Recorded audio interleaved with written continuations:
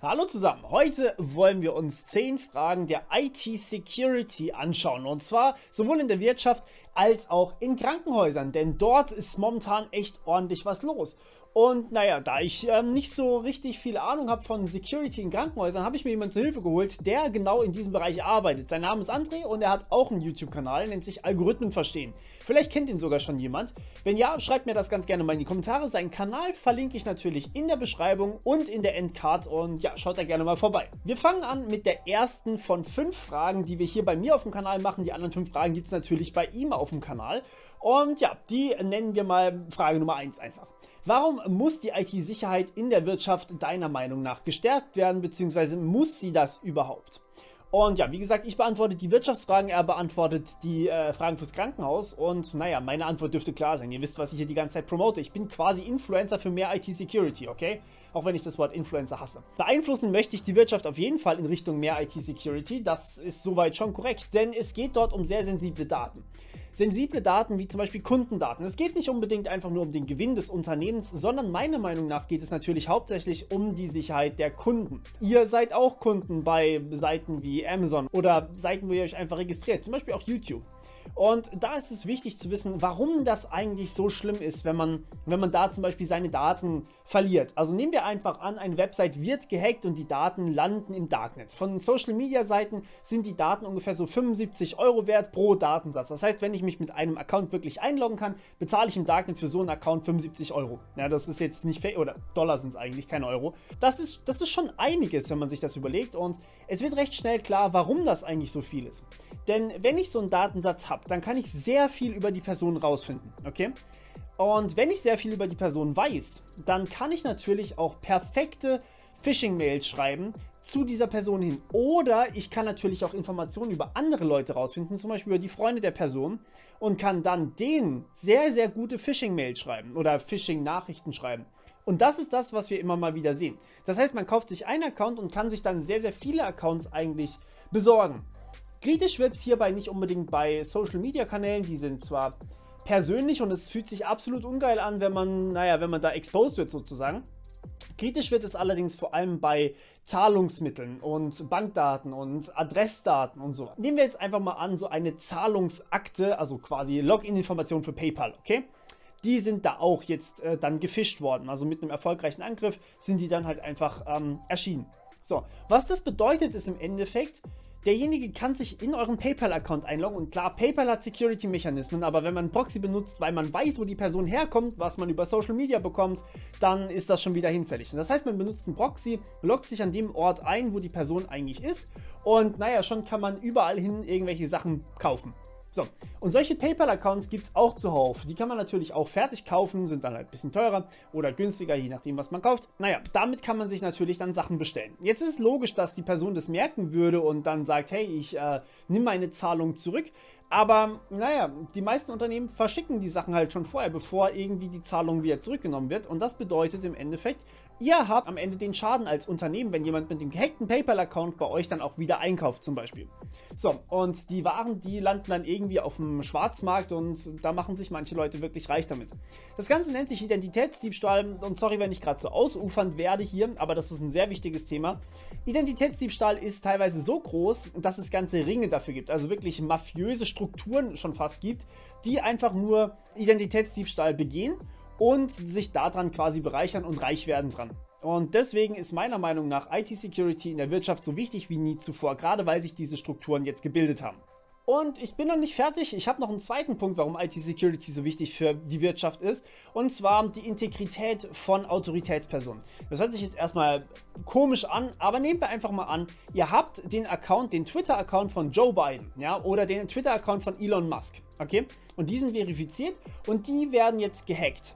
So, dann heißt das erstmal, dass diese Personen von mir aus nach Bitcoin fragen könnten, aber sie könnten auch sowas twittern, wie zum Beispiel Elon Musk mal getwittert hat, und zwar, dass er sein Haus verkaufen wird und nichts mehr besitzen wird. Das Problem an der Sache ist natürlich, sowas stürzt die Aktienkurse komplett in den Keller. Das bedeutet, dann ist quasi der Tesla-Aktienkurs erstmal so richtig Talfahrt gegangen. Und wenn Joe Biden sowas twittert, wie zum Beispiel, hey, ich mache jetzt neue Corona-Maßnahmen, ihr dürft ab sofort alle nicht mehr das Haus verlassen, so, dann hat das natürlich auch katastrophale Folgen. oder auf der anderen Seite er sagt, hey, ihr dürft wieder das Haus verlassen, Corona existiert nicht, ja, dann hat das katastrophale Folgen, weil mehrere tausend Menschen ihm genau das abkaufen, was er da gepostet hat. Wenn es jetzt allerdings ein Hacker machen kann, dann haben wir natürlich ein Riesenproblem. Das heißt, gerade solche Social-Media-Seiten sind natürlich extrem problematisch. Natürlich bei kleineren Kanälen oder sowas wird das jetzt nicht so dramatisch sein. Aber trotzdem kann es die Integrität der Person absolut zerstören. Und eventuell hat die Person nicht mal was damit zu tun. Es gibt schon mehrere Berichte von YouTubern, die gehackt wurden. Und ja, das ist nicht gerade angenehm, okay? Deswegen meiner Meinung nach noch ein zweiter Punkt, für den die Wirtschaft eigentlich einstehen muss und den die Wirtschaft da auch ermöglichen muss, weil die Wirtschaft mittlerweile auch so einen riesigen Einfluss auf unsere Gesellschaft hat. Frage Nummer 1. Warum muss die IT-Sicherheit in Krankenhäusern deiner Meinung nach gestärkt werden? Oder muss sie das überhaupt? Gesundheitsdaten verraten sehr viel über unseren Körper und unsere Psyche. Im Vergleich zu Bankdaten sind sie ein Leben lang gültig, denn während man ohne Probleme ein neues Bankkonto eröffnen kann und damit eine neue Kontonummer bekommt, ist es zum Beispiel nicht möglich, eine bereits durchgeführte OP rückgängig zu machen oder einen neuen Fingerabdruck zu erhalten, außer man verändert ihn durch äußere Krafteinwirkung. Nicht umsonst erteilt die Datenschutzgrundverordnung mit Artikel 9 in Bezug auf Gesundheitsdaten zunächst einmal ein Verbot mit Erlaubnisvorbehalt. Im Bundesdatenschutzgesetz wurde hier sogar von einer besonderen Form personenbezogener Daten gesprochen, die dementsprechend auch besonders zu schützen sind. Oder würdest du wollen, dass Informationen über eine mögliche Krebserkrankung, Diabetes, einen Schwangerschaftsabbruch, Potenzprobleme, eine Persönlichkeitsstörung oder Depression veröffentlicht werden und von jedermann eingesehen werden können? Würdest du nicht ein gewisses Unbehagen verspüren, wenn du nicht weißt, wer genau diese Informationen hat? Damit ist hoffentlich die Frage geklärt, ob die IT-Sicherheit in Krankenhäusern überhaupt gestärkt werden muss. Natürlich muss sie das. Solange wir keinen Zustand erreicht haben, in dem es Unbefugten unmöglich ist, an Gesundheitsdaten von Personen zu kommen, muss ständig sicherheitstechnisch aufgerüstet und gegebenenfalls nachgerüstet werden. Und machen wir uns keine Illusionen. So einen Zustand der absoluten Sicherheit werden wir vermutlich niemals erreichen. Sicherheit und Freiheit liefern sich einen ständigen Kampf, an dessen Ende ein Kompromiss geschlossen werden muss. So auch im Krankenhaus, wo täglich tausende Patientendatensätze zwischen verschiedensten IT-Systemen ausgetauscht werden, die nicht immer dieselbe Sprache sprechen. Diese Komplexität und Heterogenität an Softwareprodukten, Netzwerkkomponenten und Medizingeräten erschweren die Implementierung eines hinreichend sicheren Schutzniveaus massiv. Ich möchte noch einmal erwähnen, dass Krankenhäuser als kritische Infrastrukturen eine immense Verantwortung gegenüber ihren Patienten haben, da sowohl ein lesender als auch schreibender Zugriff auf Patientendaten potenziell Menschenleben kosten kann. Man stelle sich nur einmal vor, was passieren würde, wenn Hacker Datensätze mit Medikamentendosen manipulieren würden oder Gesundheitsdaten von systemrelevanten Personen verkaufen. Auch nur das Wissen, dass eine Person eine Erdnussallergie hat, kann in den falschen Händen zu einem tödlichen Ergebnis führen. Frage Nummer 2. Wo liegen deiner Ansicht nach die Versäumnisse der letzten Jahre in Bezug auf IT-Sicherheit? So, IT-Sicherheit, da muss man ein bisschen ausholen, war früher absolut verteufelt, okay? Früher war es komplett tabu zu sagen, hey, ich habe eine Schwachstelle gefunden für XY. Heutzutage wird man dafür eigentlich gefeiert, weil man kann es fixen. Aber früher war das ja so eine Untergrundszene. Und diese Untergrundszene hat aber trotzdem weiter Security an Seiten getestet. Nicht für die eigene Bereicherung, das muss man denen so hoch zugute halten, sondern tatsächlich dafür, dass die Seiten dann informiert wurden und es fixen konnten. Und die meisten haben es einfach abgelehnt. Und das ist das, was ich immer noch bemerke. Manche Betreiber von Seiten lehnen immer noch ab, wenn jemand eine Schwachstelle gefunden hat, diese zu fixen. Das muss man sich mal geben. Diese Leute testen die Seite freiwillig und gratis und melden das dann sogar, ohne das auszunutzen. Die Seiten gehen dann irgendwie davon aus, dass derjenige was Böses möchte und was eigentlich nicht der Fall ist in den meisten Fällen. Wenn er was Böses möchte, dann wird er das nicht melden. So, das ist eigentlich ganz logisch. Auf der anderen Seite sehen wir aber auch, dass bei Unternehmen überhaupt keine Investition getätigt wird. Also teilweise. Natürlich werden Investitionen getätigt, aber IT-Security ist unfassbar teuer, weil die Leute, die in der IT-Security arbeiten, so unglaublich gut bezahlt wird, weil es so wenige davon gibt und weil man extrem viel wissen muss, um in IT-Security zu arbeiten. Das ist einfach so. Und ja, es ist ein schweres Feld, aber gleichzeitig auch dadurch natürlich rar besetzt. Man braucht aber viele Leute, die Leute sind teuer. So, es ist alles so ein bisschen ein Teufelskreis. Auf der anderen Seite, die Gehälter oder die Budgets von den Firmen sind für Security viel zu niedrig eigentlich. Man müsste da sehr viel mehr investieren und naja, dadurch hat man halt leider auch wenig Leute, die sich dann mit der Security befassen, wenig Leute, die irgendwie was implementieren können, was mit Security zu tun hat, und dadurch haben wir natürlich dann insgesamt sehr wenig Security. Das ist meiner Meinung nach das Schlimmste in den letzten paar Jahren. Ich hoffe, dass sich das ändert, aber... Frage Nummer 2. Wo liegen deiner Ansicht nach die Versäumnisse der letzten Jahre in Bezug auf die IT-Sicherheit im Krankenhaus? Puh, wo fangen wir da an? Das wohl größte Problem ist meiner Ansicht nach die Verwendung veralteter Software. Allerdings kann man den Krankenhäusern hier nicht alleinig die Schuld geben, denn viele haben bereits die Notwendigkeit erkannt, von Windows Vista auf aktuelle Windows-Versionen umzusteigen oder keine veralteten Browser-Versionen mehr zu verwenden, doch ihnen sind teilweise einfach die Hände gebunden. Woran liegt das? Nun, der Softwaremarkt im Gesundheitswesen ist hochspezialisiert und es gibt nur sehr wenige Firmen, die dort entwickeln, zum Beispiel GE Healthcare. Man müsste eigentlich meinen, dass die Firmen in der Lage sein müssten, regelmäßige Updates herauszubringen.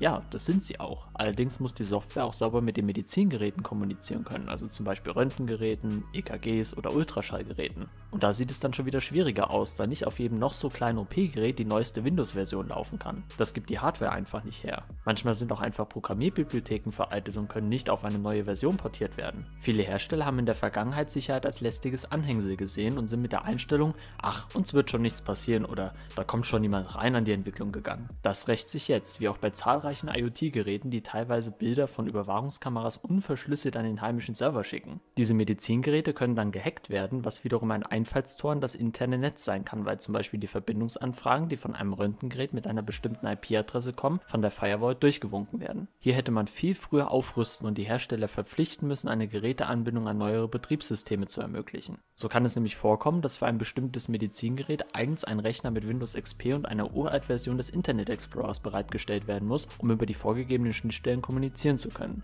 Natürlich gibt es auch im Gesundheitsbereich Datenaustauschstandards wie HL7, doch in der Praxis spricht nicht jedes Medizingerät diesen Standard. Zudem hört man erst in jüngster Zeit vermehrt von Hackerangriffen. Davor hatten viele Entscheider diese potenziellen Einfallstore überhaupt nicht auf dem Schirm und man dachte, dass man mit einer Holztür einen eisernen Rambock locker aufhalten könne. Falsch gedacht. Auch die Einsparungen, die im Gesundheitswesen nicht nur am Personal vorgenommen werden, fordern nun ihren Preis. Wenn die Gesunde Geräte GmbH ein Patientendatenmanagementsystem, kurz PDMS, für 100.000 € anbietet, während die Semimedi GmbH so eine Software für 20.000 € anbietet, greift man gerne mal zur zweiten Variante, weil sich der monetäre Bastelaufwand für die Integration unter der Differenz von 80.000 € bewegt. Dass gerade bei der Kommunikation Medizingerät, Medizinsoftware sehr viele Fehler entstehen, ist dann gegebenenfalls trotz des besseren Wissens plötzlich vom Radar verschwunden. Ein weiteres Versäumnis ist die fehlende Meldung von Sicherheitsvorfällen an die öffentlichen Stellen. Ich habe zwar noch keinen konkreten Fall persönlich miterlebt, doch es wurden schon Fälle von Arztpraxen geschildert, die nach einem Ransomware-Angriff, bei dem die Patientendaten auf der Festplatte verschlüsselt wurden,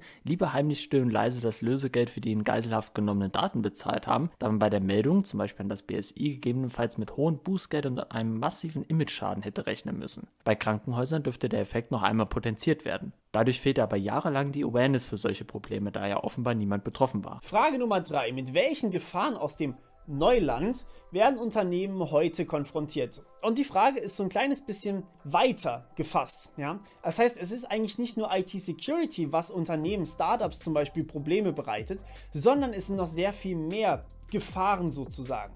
Wir haben immer professionellere Angreifer. Okay, also gerade während Corona sind die Angreifer so viel besser geworden, die Angriffe sind mehr geworden und die Leute, die hinter den Angriffen stecken, immer kompetenter. Also teilweise geht man davon aus, dass es wirklich von uns staatlichen Hackerorganisationen quasi beauftragte Hacker sind, die dann irgendwas angreifen. Und das ist schon beängstigend. Also das ist nicht nur ein Problem innerhalb der Gesellschaft, sondern zwischen Staaten auch noch und kann sehr schnell eskalieren, wenn man da nicht vorsichtig ist. Auf der anderen Seite sehen wir Startups oder kleinere Unternehmen oder auch größere Unternehmen, die wirklich mit den ganzen Auflagen, die es speziell in Deutschland gibt, extrem strugglen. Und ich kann das absolut nachvollziehen. Ich habe versucht, meine Pläne hier und alles irgendwie rechtlich möglich zu machen.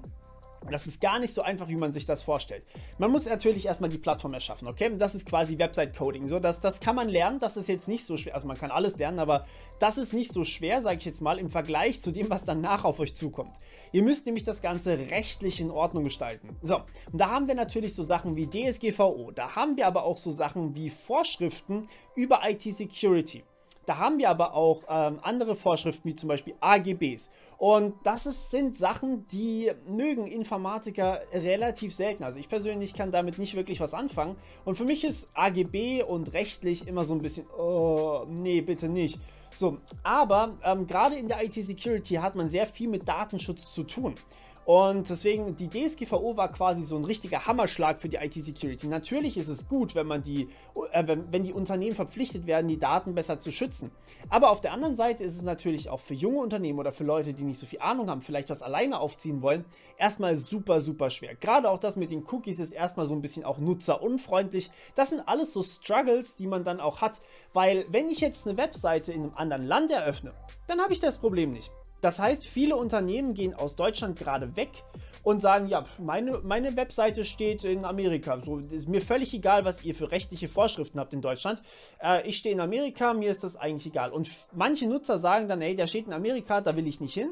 Aber auf der anderen Seite gehen halt immer mehr deutsche Unternehmen einfach ins Ausland, weil natürlich übersetzen tun sowieso viele mittlerweile und auf der anderen Seite dann natürlich rechtlich viel, viel weniger Vorschriften hat. Das ist in Deutschland ein riesiges Problem meiner Meinung nach, dass wir da so viele Vorschriften haben, dass es einfach so schwer ist, auch einzuhalten. Diese ganze Compliance-Sache, das hat auch einen Namen alles quasi und ist eigentlich noch ein bisschen mehr. Das ist ein gigantisches Thema geworden, teilweise sogar ungefähr so viel behandelt wie IT-Security, wobei die beiden irgendwie auch zusammengehören.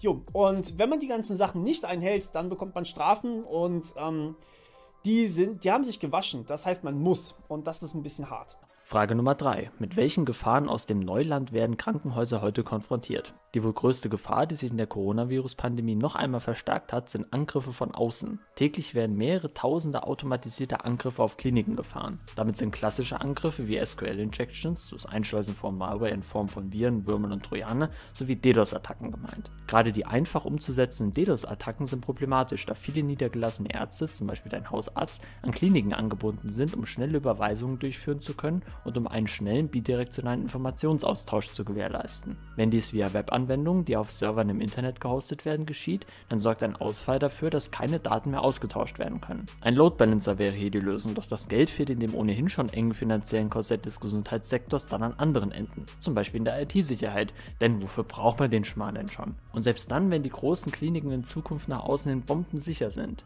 Die vielen abertausenden angebundenen Arztpraxen sind es nicht, und wenn diese gehackt werden, ist ein erster Weg in Richtung Klinikum geebnet. Der Chaos Computer Club hat sich bereits erfolgreich von außen die Zugangsberechtigungen für das zentrale Telematiknetzwerk verschaffen können, über das zukünftig elektronische Rezepte und digitale Patientendaten ausgetauscht werden sollen. Aufgrund von Corona arbeiten mittlerweile viele Klinikmitarbeiter im Homeoffice. Wie das? Nun, ich rede jetzt nicht von Ärzten und Pflegekräften. Für die ist die Arbeit im Homeoffice natürlich nicht möglich, sondern von der Verwaltung und der IT. Insbesondere in der IT sehe ich hier ein großes Gefahrenpotenzial, durch das viele neue Einfallstore für Cyberkriminelle geschaffen werden, denen es nicht um die Zusammenführung von Daten zwecks Profilbildung von Patienten, sondern vorrangig um Erpressung geht. Dazu werden elaborierte Social Engineering Angriffe durchgeführt. Auch ich habe in Hochzeiten der Pandemie im März 2020 einige E-Mails bekommen, die angeblich vom Gesundheitsamt oder dem RKI stammen. Dort waren da meistens PDF-Dateien angehängt, die angebliche Informationen zur aktuellen Lage und Handlungsanweisungen enthielten. Auch Links zu dubiosen Webseiten waren oftmals vorhanden. Diese Mails von authentischen Mails zu unterscheiden ist nicht immer leicht, vor allem in einer so angespannten Lage. Daran siehst du aber, wie dreist und einfallsreich viele Cyberkriminelle mittlerweile geworden sind. Das wird in Zukunft vermutlich sogar noch zunehmen, zumal einschlägige Seiten im sogenannten Darknet geklaute Patientendatensätze jedem zur Verfügung stellen, der bereit ist, genug Geld zu zahlen.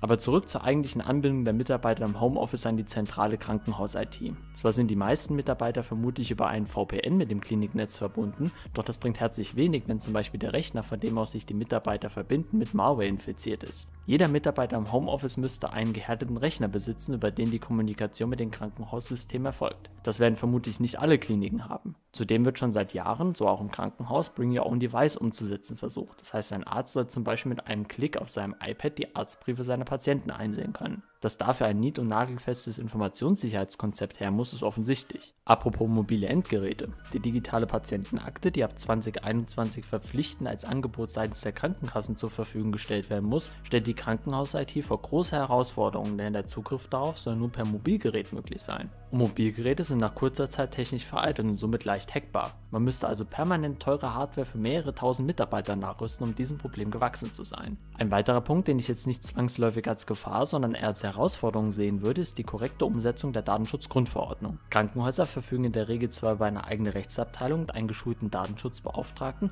doch auch für sie ist es, gerade weil besondere Arten personenbezogener Daten ihr tägliches Geschäft sind, die rechtskonforme Umsetzung all dieser Vorschriften alles andere als leicht. Nicht zuletzt auch deshalb, weil die Juristen mit den ITlern in einem permanenten Austausch stehen müssen. Und naja, dass viele ITler keine Lust auf Paragraphenschubserei haben, ist jetzt nicht unbedingt verwunderlich. Umgekehrt hat ein Jurist in der Regel Jura studiert und ihm fehlen einfach wissenstechnische Grundlagen, die für einen ITler völlig klar sind. Und genau diese potenziell auftretenden Kommunikationsprobleme können das IT-Sicherheitsniveau in der Summe sogar senken. Wie das? Nun, das Trennungsgebot macht es zum Beispiel nötig, verschiedene Daten auf unterschiedlichen Servern zu speichern. Es gibt nicht eine Datenbank, in der alles zu einem Patienten zusammenläuft, sondern viele Datenbanken, die mal mit Webanwendungen, mal mit Medizingeräten und mal mit proprietären Softwareprodukten kommunizieren müssen. Dass dieses Aufblähen zusätzliche Sicherheitslücken schafft, liegt auf der Hand. Andererseits bin ich trotzdem froh, welche hohen datenschutzrechtlichen Standards von Kliniken erwartet werden. Das Thema der zentralen Speicherung bzw. die Zusammenführung von solchen Daten und der damit verbundenen Etablierung eines Single Point of Failures wird mit der im nächsten Jahr kommenden elektronischen Patientenakte vermutlich ganz anders aussehen. Okay, Frage Nummer 4. Es gibt IT-Sicherheitsberater, also Consultants,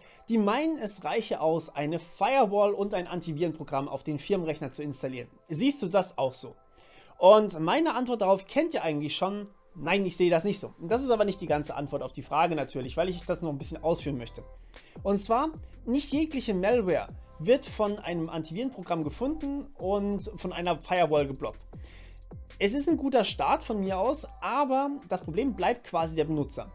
Sehr viele Leute bekommen einfach Phishing-Mails zugeschickt und die sind teilweise so unglaublich gut, dass da kein Antivirenprogramm, kein Spamfilter, keine Firewall irgendwas dagegen tun können. Die sind wirklich handcrafted, weil jemand natürlich in genau dieses Unternehmen einbrechen möchte. Bei Unternehmen gibt man sich nochmal deutlich mehr Mühe als jetzt bei euch privat zum Beispiel.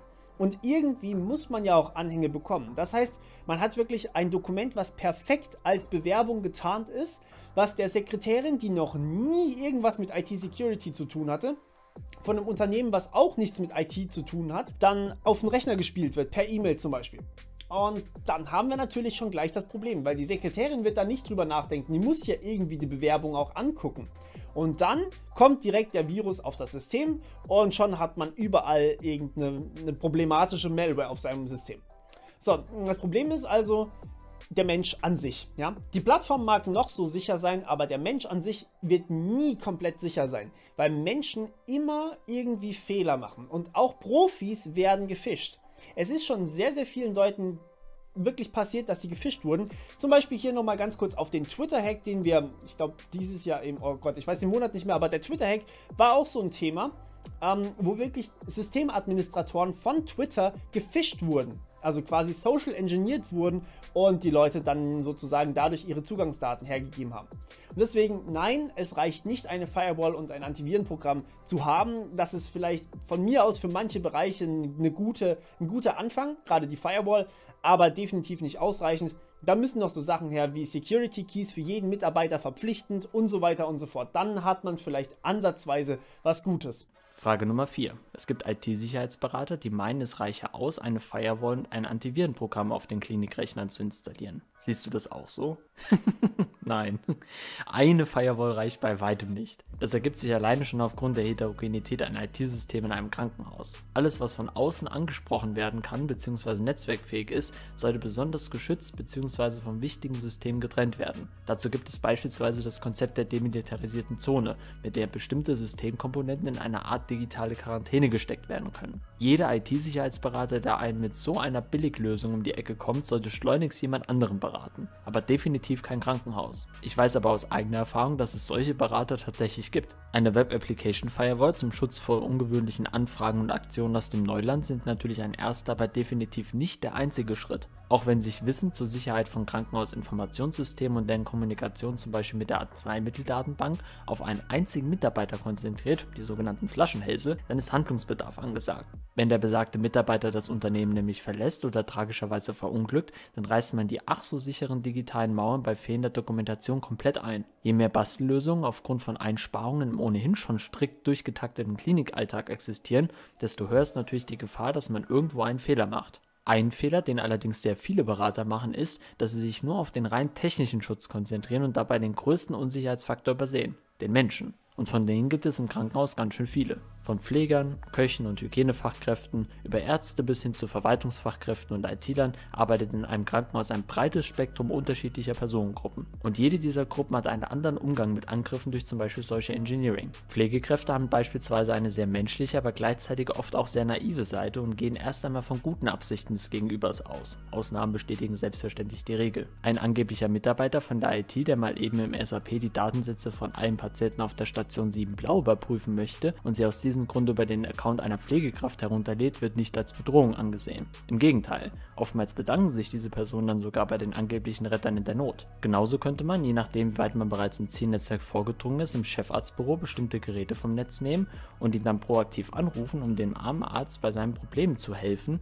indem man, also in Anführungsstrichen zu helfen, indem man sich mal eben seinen Account ausleiht bzw. das Passwort abfängt. Ja, der Kreativität sind hier keine Grenzen gesetzt. Aber auch einfache Phishing-Mails reichen meistens aus, um Malware einzuschleusen. Wie Cedric schon gesagt hat, gibt es natürlich auch im Klinikumfeld Personen, die Bewerbungen entgegennehmen müssen. Besonders einfach kann man im Krankenhaus aber mit Arztbriefen argumentieren, die zur Durchsicht bzw. Rücksprache versendet werden. Wenn diese dann auch noch angeblich von einer Mailadresse eines Kollegen kommen, dann ist die Bereitschaft, sich den Anhang runterzuladen und ihn zu öffnen, doch sehr hoch. Während der Coronavirus-Pandemie bekommt man auch nicht selten angebliche Handlungsanweisungen vom Gesundheitsamt, dem RKI oder der Klinikleitung zugesendet mit der Bitte, die im Anhang befindlichen Regeln einzuhalten. Frage Nummer 5. Was sollte deiner Ansicht nach ein guter IT-Sicherheitsberater mitbringen, um ein Unternehmen ausreichend vor Cyberangriffen zu schützen? Reicht überhaupt ein Berater aus? Und das ist ein größeres Problem, denn häufig ist natürlich ein Berater so das Ziel, was eigentlich ein Unternehmen verfolgt. Hey, wenn wir einen haben, der sich auskennt, dann wird das schon passen. Das Problem ist allerdings, ein Berater müsste dann alle Bereiche in sich vereinen. Ich habe das schon ein paar Mal thematisiert. Wenn man wirklich in die Security einsteigen möchte, dann spezialisiert man sich normalerweise auf einen Bereich. So, sagen wir mal, ich spezialisiere mich im App-Development, also Web-App-Development von mir aus auch, und dann in der Security von Web-Apps. Ja? Das bedeutet, ich kann von mir aus sagen, hey, das ist jetzt SQL-Injection und Cross-Site-Scripting und File-Inclusion und so weiter und so fort. Ja? Ich kann die wunderbar finden, ich kann die wunderbar fixen, weil ich natürlich auch im Development drin bin und so weiter und so fort. Und das ist schon mal ganz gut. Aber wenn wir nur einen Berater haben, dann muss der sich in jedem Bereich auskennen. Und das ist ziemlich schwierig. Jeder Bereich ist einfach riesig groß. Das heißt, wir müssen erstmal was haben für Web-Apps. Ja? Das ist zum Beispiel das eine. Dann müssen wir aber jemanden haben, der sich in der System-Security, also Linux-Security zum Beispiel auskennt oder Cloud-Security, wenn das Unternehmen das ganze Ding in die Cloud zieht. Cloud-Security ist ein riesiges Thema an sich nochmal, mindestens so groß wie Web-App-Security und nicht einfach zu meistern. Und dann muss derjenige noch für Vorschriften, Compliance sorgen und dann muss er noch die Daten richtig schützen und dann muss er noch die Unternehmensmitarbeiter schulen, dass sie nicht Opfer von Social Engineering werden. Und dann muss er natürlich noch Policies schreiben und so weiter und so fort. Also es ist machbar, einen wirklich sehr guten Berater zu haben, der alles kann, aber in den meisten Fällen wird sich ein Berater auf ein Thema spezialisieren und die anderen eher oberflächlich bzw. nicht so vertieft haben. Deswegen ein Berater selten gut, aber besser als keiner auf jeden Fall. Frage Nummer 5. Was sollte deiner Ansicht nach ein guter IT-Sicherheitsberater mitbringen, um ein Krankenhaus ausreichend vor Cyberangriffen schützen zu können? Reicht überhaupt ein Berater aus? Ein Berater reicht im Klinikumfeld und wahrscheinlich auch sonst bei weitem nicht aus. Der müsste sich mit quasi allem auskennen. Netzwerktechnik, Webentwicklung, SAP, Windows, Linux und so weiter. Bei Kliniken kommen medizinspezifisches Wissen zu Radiologie-Informationssystemen, kurz RIS, Picture Archiving and Communication Systems, kurz PACS, Patientendatenmanagementsystemen, kurz PDMS und der Telematik-Infrastruktur hinzu, die alle Beteiligten im Gesundheitswesen, also Ärzte, Psychotherapeuten, Krankenhäuser, Krankenkassen und Apotheken miteinander verbinden soll, um einen einfachen Informationsaustausch zu gewährleisten. Das ist Grundvoraussetzung für die digitale Patientenakte. Natürlich ist klar, dass künftig viele Angreifer genau diese Infrastruktur attackieren werden und gegebenenfalls zu infiltrieren versuchen. Über einen speziellen VPN-Router mit weiteren Funktionen, dem sogenannten Connector, können niedergelassene Ärzte an die Telematik-Infrastruktur angeschlossen werden. Selbstverständlich werden auch diese Konnektoren Angriffsziele sein. Bei kleineren Arztpraxen hat man durch Social Engineering, hier fallen einem bestimmt viele gute Szenarien ein, sicherlich hohe Erfolgsquoten. Du merkst bereits, dass ein IT-Sicherheitsberater für ein Krankenhaus ein ziemlicher Allrounder sein muss und diese Person gibt es in der Regel nicht. Zumindest nicht mit Wissen in der Tiefe, wie es tatsächlich benötigt wird. Zudem gibt es einen weiteren Bereich, in dem der Sicherheitsberater der fiktiven Stromberg-Klinik firm sein muss. medizinisches Prozesswissen. Nur wenn er weiß, wie Pflegekräfte und Ärzte ihre Arbeitsplatzrechner bzw. Stationsrechner verwenden, kann er dort auch korrigierend eingreifen und ein Konzept zum Ausbau der IT-Sicherheit entwerfen. Und dieses Wissen eignet man sich nicht über Nacht an. Es ist in manchen Kliniken zum Beispiel so, dass sich Pflegekräfte auf einer Station einen einzigen Account teilen. Da meldet sich einfach mal die Gertrud morgens am Rechner an und alle anderen können den Account mitbenutzen. Dass das ein sicherheitstechnisches No-Go ist, bedarf eigentlich keiner Erwähnung. Dieses Wissen hat ein normaler Berater für gewöhnlich nicht und muss sich die Prozesse erst einmal erklären lassen. Besser wäre es aber, wenn er rausfährt und sich die tatsächlichen Umstände vor Ort anschaut. Denn vorgeschriebene Prozesse sind das eine, die Umsetzung das andere. Alles in allem ein schwieriges Thema, deswegen versuche ich das Ganze hier auch so ein bisschen zu promoten, ja, also die IT-Security an sich zu promoten, keine Sorge, das Video ist jetzt nicht gesponsert oder sowas, IT-Security liegt mir einfach wirklich am Herzen. Ja, ich hoffe, euch hat das Ganze soweit gefallen, schaut ganz gerne mal bei André auf dem Kanal vorbei und ja, wir hören uns wieder beim nächsten Mal, bis dann, ciao.